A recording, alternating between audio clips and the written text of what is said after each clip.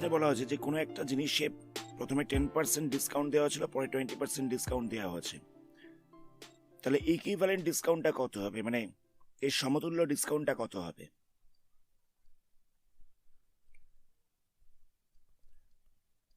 ধরা যাক ধার্য মূল্য হচ্ছে 100 টাকা,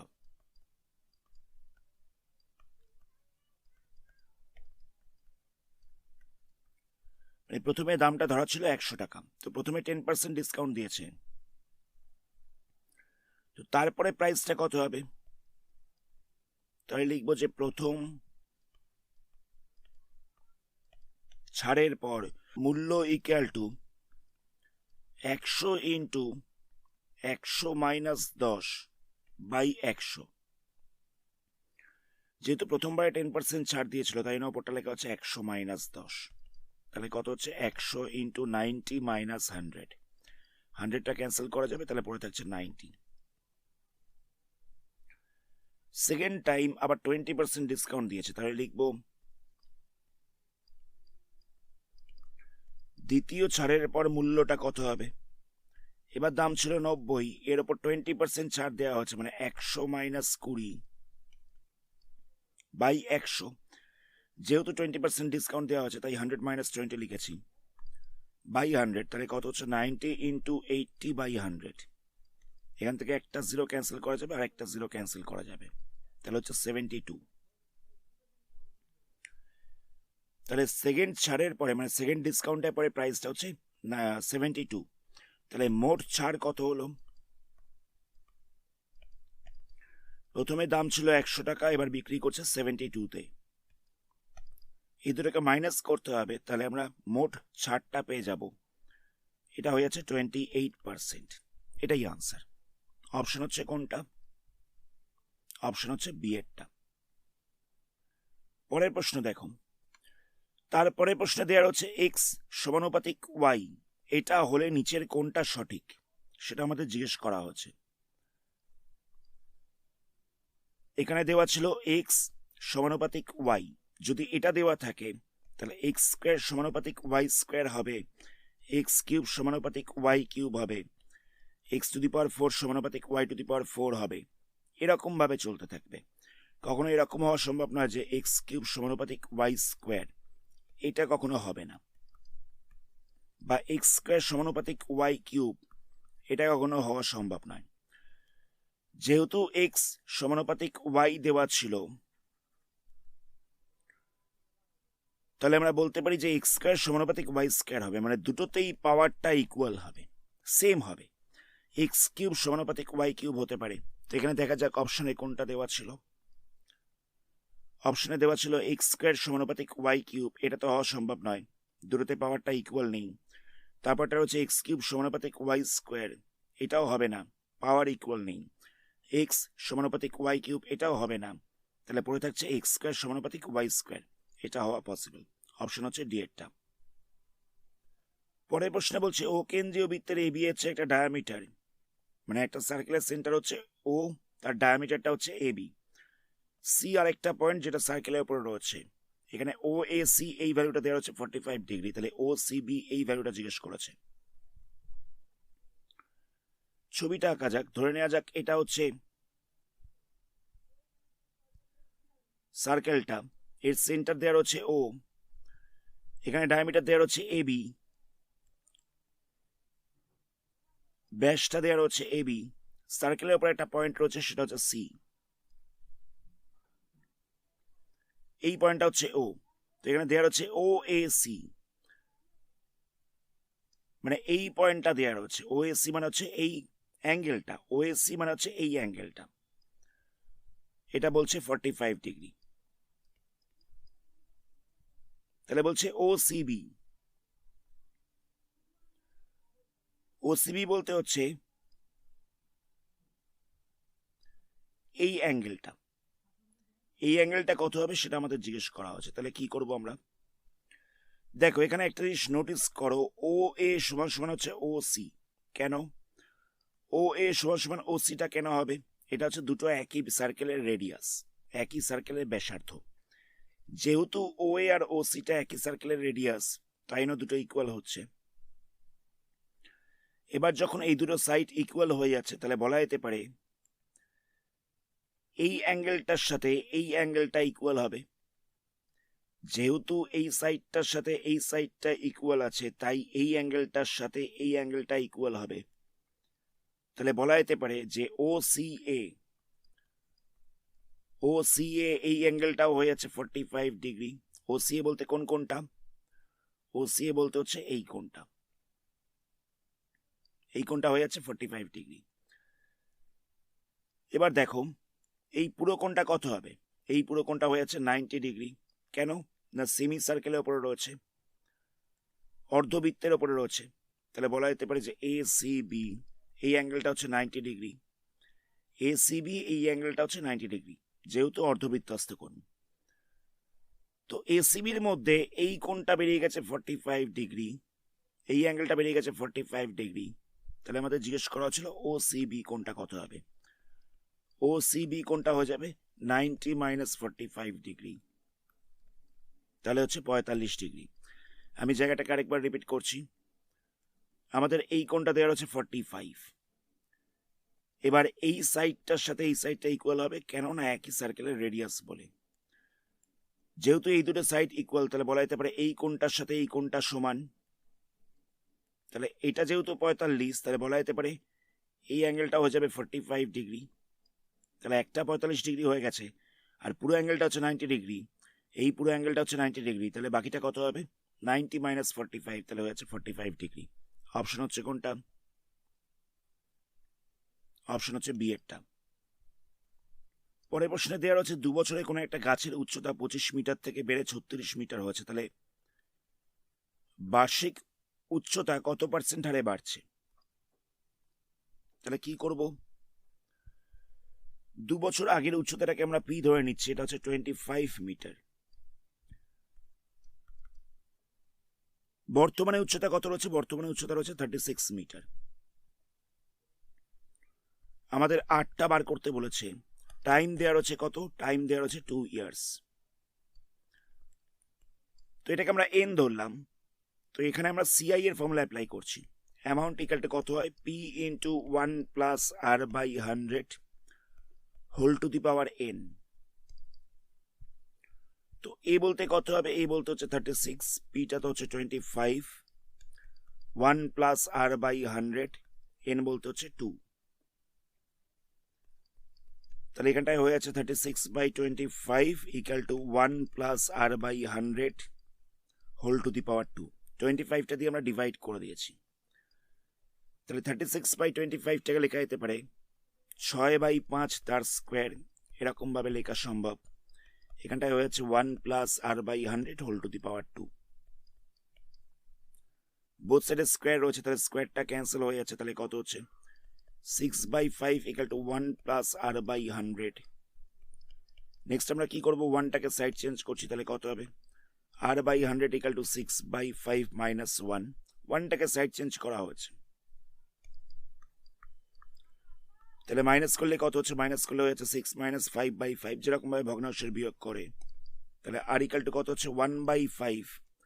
আর বাই 100 ইকাল টু হয়ে যাচ্ছে 1/5। তাহলে আর ইকাল টু পাওয়া যাচ্ছে 1/5 ইন্টু 100। 5 দিয়ে ক্যান্সেল করলে এখানটা পড়ে থাকছে 20। তাহলে 20% করে বাড়ছে।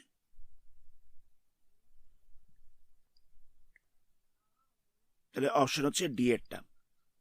তো এখানে বলে রাখা ভালো যে তোমাদের এটা কনফিউশন তৈরি হতে পারে যে তোমরা কোন ফর্মুলা অ্যাপ্লাই করবে, সিআই বার করবে নাকি এসআই এর ফর্মুলা অ্যাপ্লাই করবে।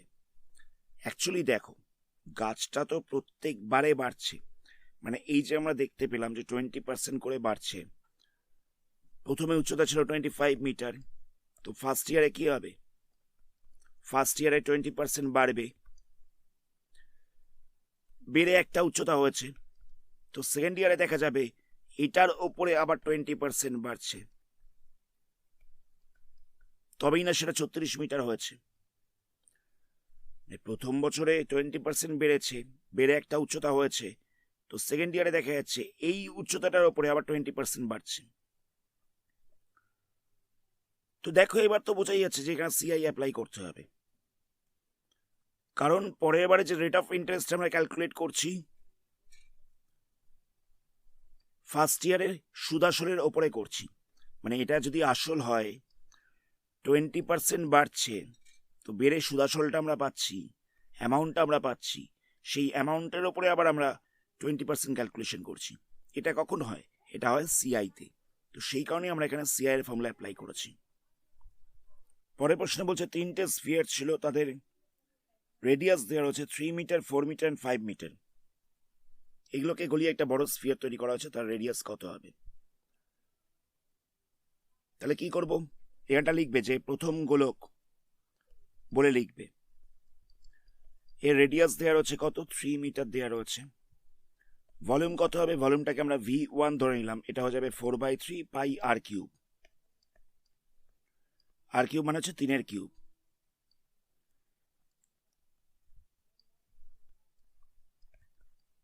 সেকেন্ডটার রেডিয়াস কত বলছে? সেকেন্ডটার রেডিয়াস বলছে 4 মিটার। দ্বিতীয়টার ভলিউমটাকে যদি আমরা V2 ধরে নিই তাহলে হয়ে যাবে 4/3 পাই, আর এর জায়গায় বসবে 4, এত মিটার কিউব। 3 নাম্বার গোলকটার রেডিয়াসটাকে যদি আমরা 5 মিটার ধরে নিই, মানে 5 মিটার দেওয়াই রয়েছে এটার ভলিউমটাকে যদি আমরা V3 ধরি তাহলে আমরা পেয়ে যাচ্ছি 4/3 পাই, 5 কিউব, এত মিটার কিউব হয়ে যাচ্ছে।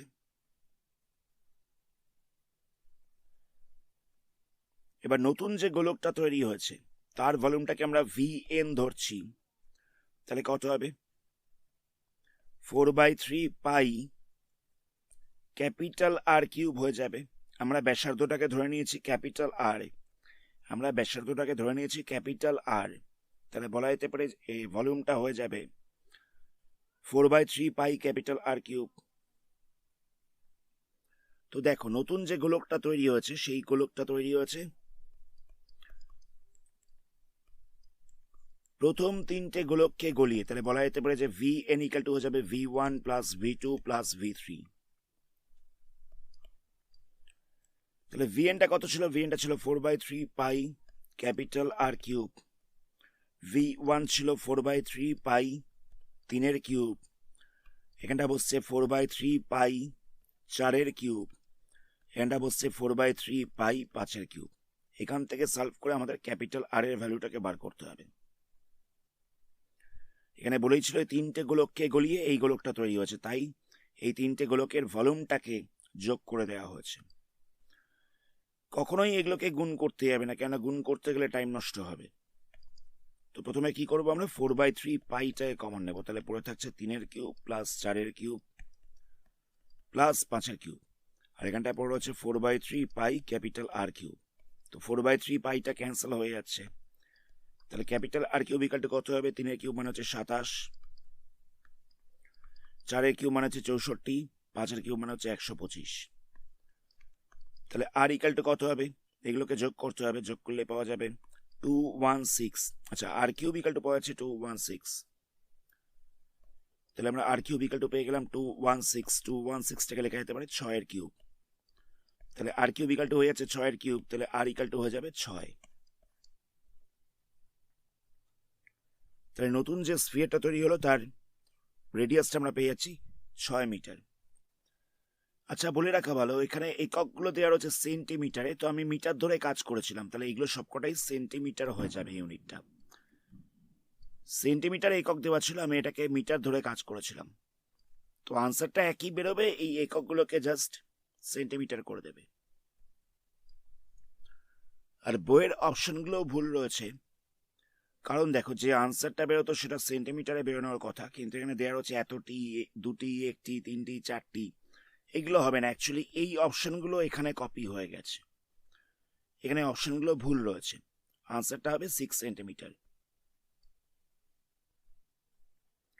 পরের প্রশ্ন দেখো, এখানে বলছে যে দুখানা সার্কেল রয়েছে যারা স্পর্শ করেনি, তো বলছে যে এদের কতগুলো সাধারণ স্পর্শক থাকতে পারে।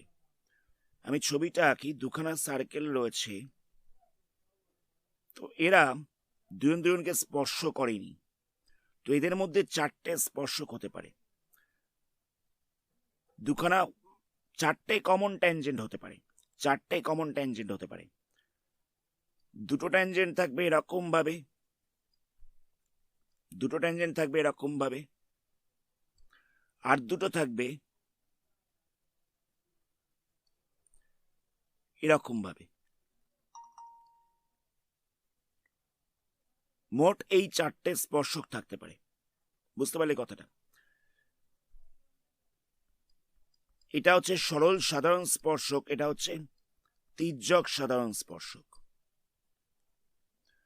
তাহলে আমরা দেখতে পেলাম যে দুটো বৃত্ত যদি পরস্পরকে স্পর্শ না করে তাহলে এদের মধ্যে সাধারণ স্পর্শকের সংখ্যা মানে কমন ট্যানজেন্টের সংখ্যা হবে 4টি।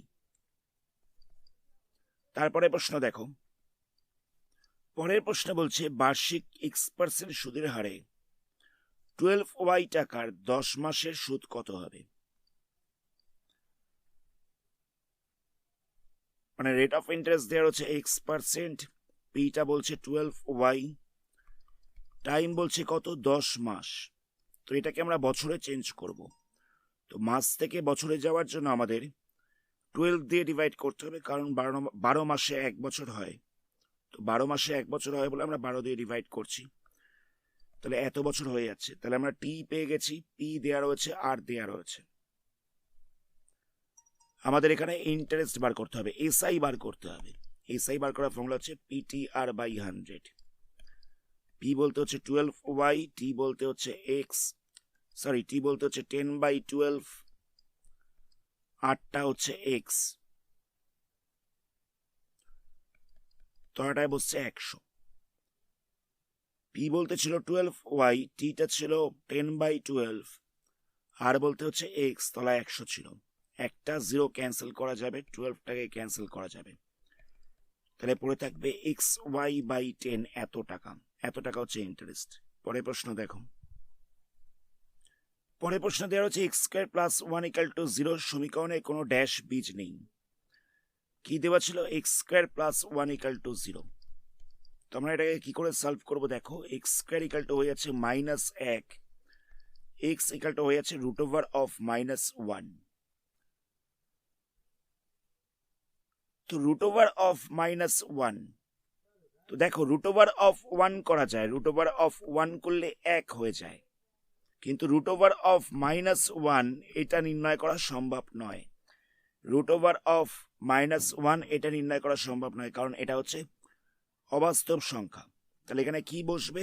এখানটা লিখবো যে এর কোনো বাস্তব বীজ নেই, মানে এর কোনো রিয়েল রুট নেই, তাহলে এটা বসবে বাস্তব। পরের প্রশ্ন দেখো, তারপরে প্রশ্ন বলছে যে একটা সার্কেল রয়েছে যার সেন্টারটা হচ্ছে ও, এর দুখানে কর্ড রয়েছে, একটা হচ্ছে পি কিউ, একটা হচ্ছে আর এস। এদের রেশিও দেওয়া হচ্ছে 1:1। তাহলে বলছে পি ও কিউ আর এটা হচ্ছে আর ও এস, এই অ্যাঙ্গেলগুলোর অনুপাত কত হবে?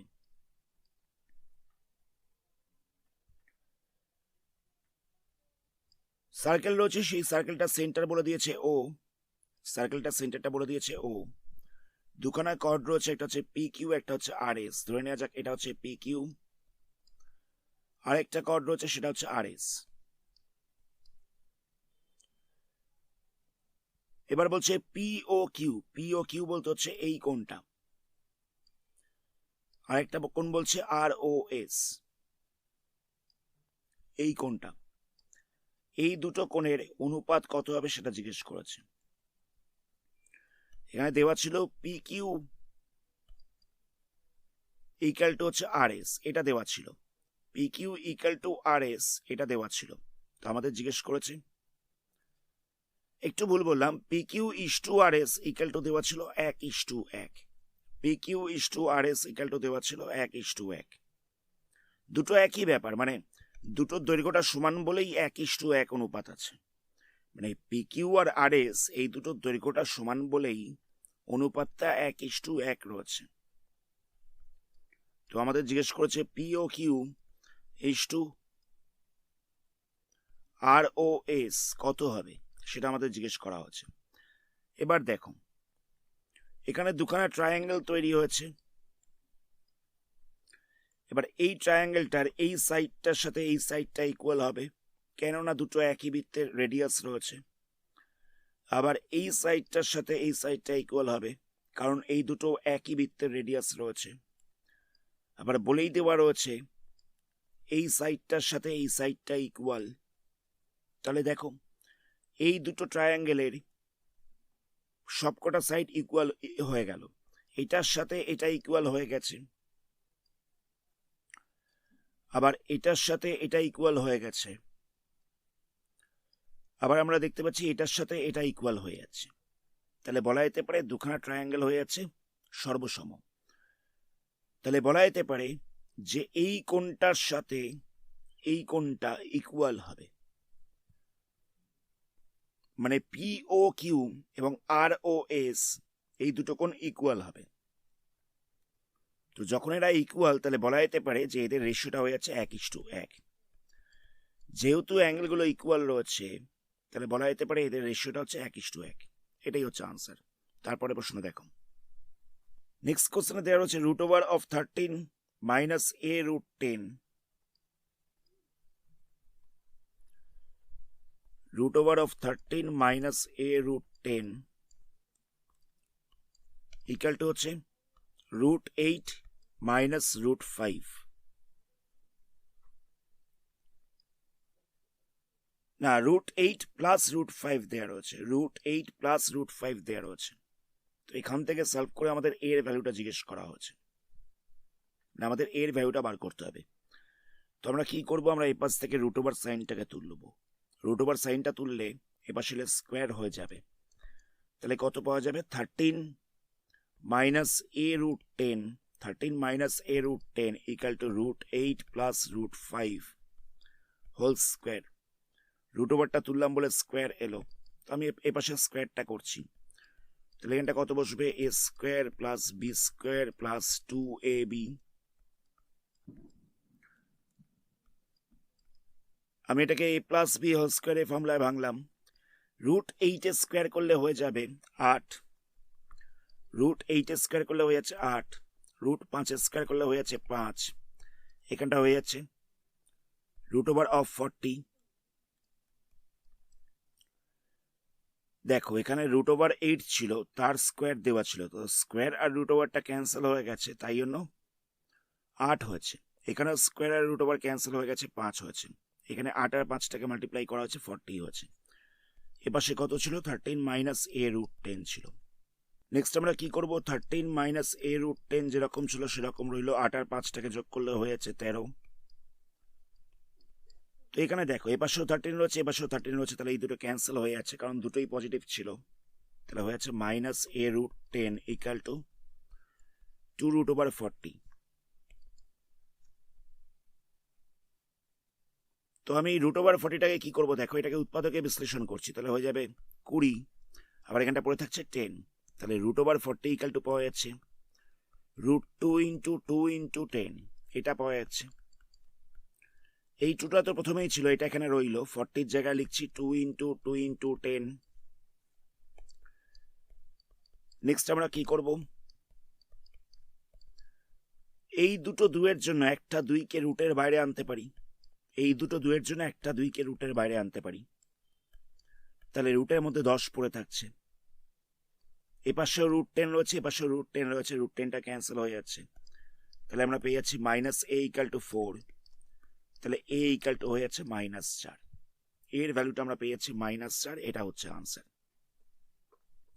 আচ্ছা, এই জায়গাগুলোতে অর অথবা বা বলে লিখবে।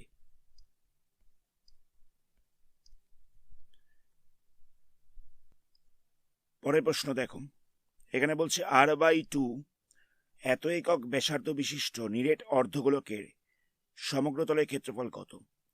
মানে একটা হেমিস্ফিয়ার রয়েছে যার রেডিয়াস দেয়া রয়েছে r/2, টোটাল সারফেস এরিয়া জিজ্ঞেস করেছে।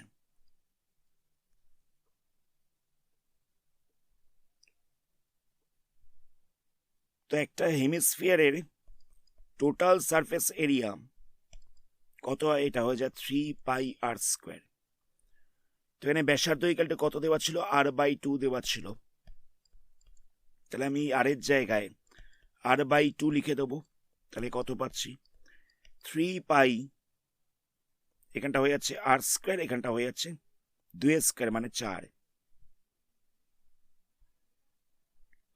তাহলে কত পাওয়া যাচ্ছে 3/4πr², এটা হচ্ছে আনসার। এটা হচ্ছে হেমিস্ফিয়ার টোটাল সারফেস এরিয়ার ফর্মুলা। তো এখানে আর বলতে দেওয়া ছিল r/2, তাই আর এর জায়গায় আমরা r/2 লিখে দিয়েছি। এখান থেকে সলভ করে এটা হচ্ছে আনসার। পরের প্রশ্ন দেখো, এখানে বলছে এবিসিডি একটা চতুর্ভুজ যেটা একটা সার্কেলের মধ্যে রয়েছে। এখানে a:b:c দেওয়া রয়েছে, মানে তিনটে কোণের অনুপাত দেওয়া রয়েছে 3:4:5। তাহলে এ আর ডি এর রেশিওটা কত হবে জিজ্ঞেস করা হয়েছে।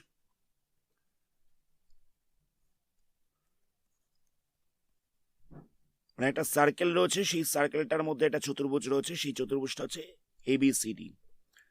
চতুর্ভুজটা হচ্ছে এবিসিডি।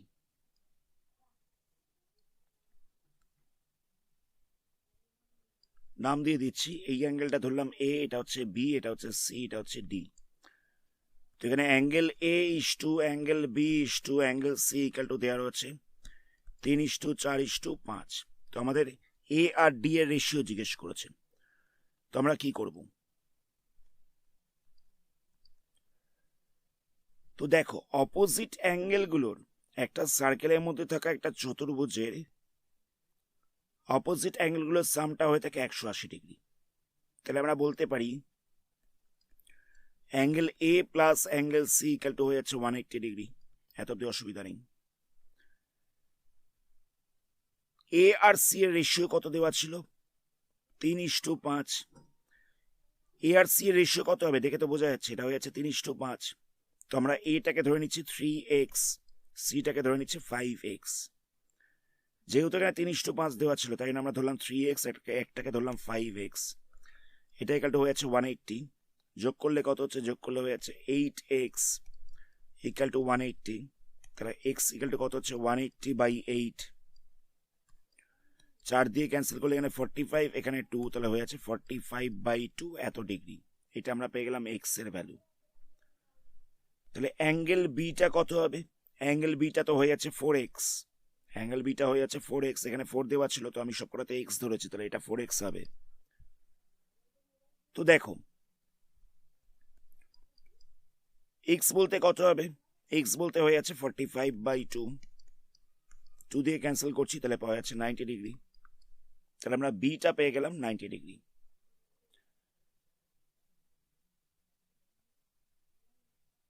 এবার দেখো, বি আর ডি কে যোগ করলে কত হবে? B plus D equal to হয়ে যাবে 180 ডিগ্রি। এটা হচ্ছে opposite angle. Angle B plus angle D equal to হয়ে যাচ্ছে 180। এবার বিটা বেরিয়ে গেছে 90 ডিগ্রি, তাহলে ডিটা কত হবে? ডিটাও হয়ে যাচ্ছে 180 মাইনাস 90, 180 মাইনাস 90, তাহলে হয়ে যাচ্ছে 90 ডিগ্রি।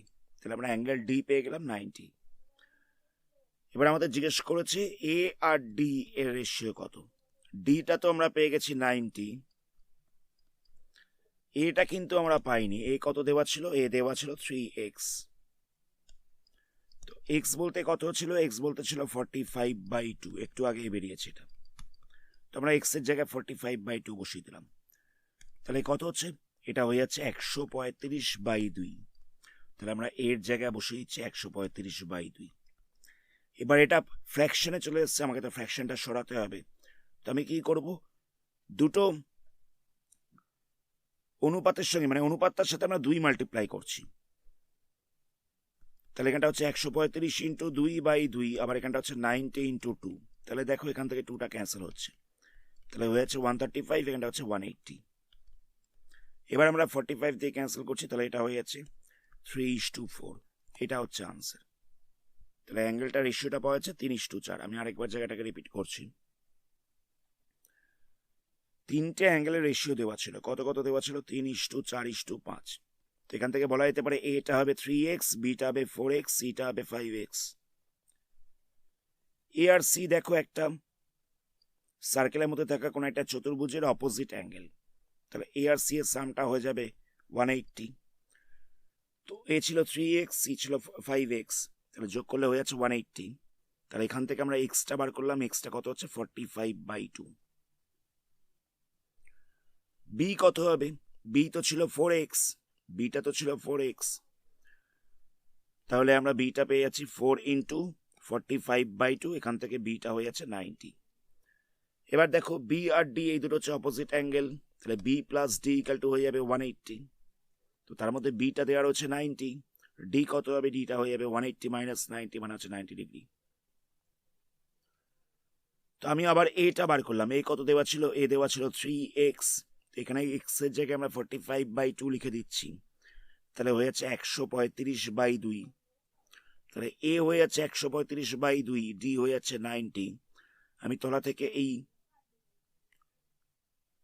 দুইটাকে সরাবো, তো কি করেছি আমি দুটো অনুপাতকেই, মানে দুটো অনুপাতের পথকেই 2 দিয়ে মাল্টিপ্লাই করেছি, মানে 135/2 এটাকে আমরা 2 দিয়ে মাল্টিপ্লাই করেছি, আবার 90 এটাকে আবার 2 দিয়ে মাল্টিপ্লাই করেছি, তাহলে এখান থেকে অনুপাতটা পাওয়া যাচ্ছে 135:180, ক্যান্সেল করলে পড়ে থাকছে 3:4, 45 দিয়ে ক্যান্সেল করা হচ্ছে। আজকের ভিডিওটা আমরা এখানে স্টপ করলাম, এর পরবর্তী পার্টে এই মডেল কোশ্চেন সেটটার বাকি সামসগুলোকে নিয়ে আলোচনা করা হবে। ধন্যবাদ।